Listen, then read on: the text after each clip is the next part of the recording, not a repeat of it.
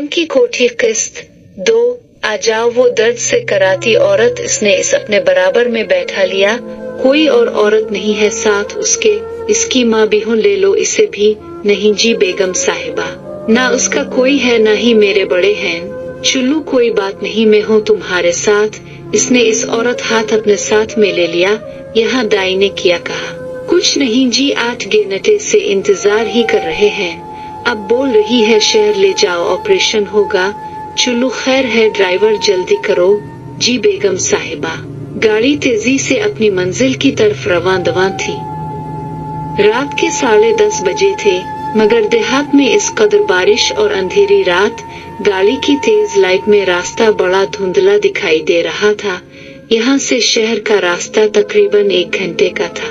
वो तड़प रही थी और रानी कमलावती इसे तसल्ली दे रही थी। खैर अस्पताल आ चुका था, ऐसे इमरजेंसी में ले गए। जमाल बीवी के साथ अंदर जा चुका था, वो गाड़ी में ही बैठी थी। ड्राइवर ने पूछा, बेगम साहिबा क्या घर चली? नहीं, अभी नहीं। ड्राइवर खामोश हो गया। वो अपनी गाड़ी से नीचे उतरी और इस तेज बारिश में वो बहुत भीग चुकी थी। वो इमरजेंसी की तरफ पहुंची तो इसकी नजर जमाल पर पड़ी। वो इसके करीब पहुंची। कहाँ लेकर गए हैं? अंदर ले गए हैं। बाहर आने वाले डॉक्टर ने कहा, ये पेशेंट किसके साथ है? मेरे। रानी कमलावती ने आगे बढ़कर डॉक्टर से कहा।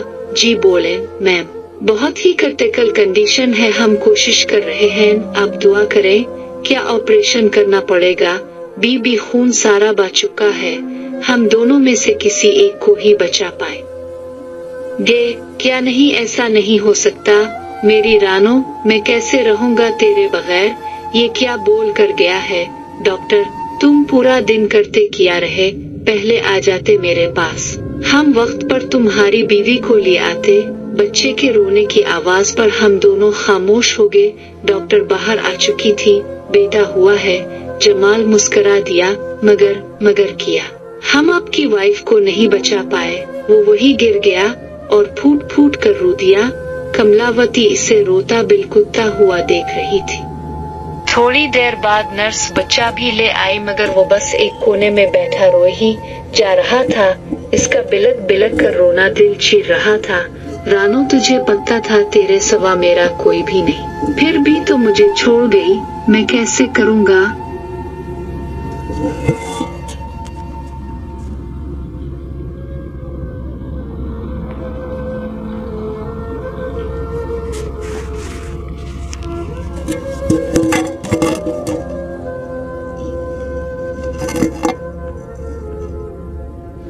थोड़ी देर बाद नर्स बच्चा भी ले आई, मगर वो बस एक कोने में बैठा रोए ही जा रहा था। इसका बिलक बिलक कर रोना दिल चीर रहा था। रानो तुझे पता था तेरे सिवा मेरा कोई भी नहीं, फिर भी तो मुझे छोड़ गई, मैं कैसे करूँगा? कैसे पालूंगा इस मासूम को? नर्स ने बच्चा कमलावती को दे दिया। वो खूबसूरत फरिश्ता इसकी गोद में था और वो भी चीख चीख कर रो रहा था, जैसे इसे पता हो कि इसकी माँ मर चुकी है। और इस मासूम की भोली से सूरत रानी कमलावती के मुंह को मुनह रही थी। वो इसे सीने से लगाए खड़ी थी। ये सच था, वो माँ नहीं बन पाई, मगर ममता इनके अंदर भी थी। इनकी गर्म बाहों में सिमटा बच्चा थोड़ी देर बाद चुप हो चुका था। शायद वो इसे ही अपनी माँ समझ रहे था। वो इसे प्यार करती पिचकार रही थी। स्ट्रेचर पर रानो की लाश पड़ी थी। जो अस्पताल वालों ने जमाल के हवाले की, वो फौरन आगे बढ़ी, रिसेप्शन पर बात की, सारे पैसे दिए और एम्बुलेंस में लाश को रखवा कर बच्चे को अपनी गोद में लेकर वो अपनी गाड़ी में आ बैठी। ड्राइवर गाड़ी हवेली ले चुल्लू, वो जमाल, वो एम्बुलेंस में ही आएगा। बारिश अभी भी कम नहीं हुई थी। वो हवेली आ चुकी थी। बच्चे को कलेजे से लगाए वो हवेली में दाखिल हुई। रात के 3 बज चुके थे। वो बच्चा रो रहा था, इतनी रात को तेरा पेट कैसे भरूं?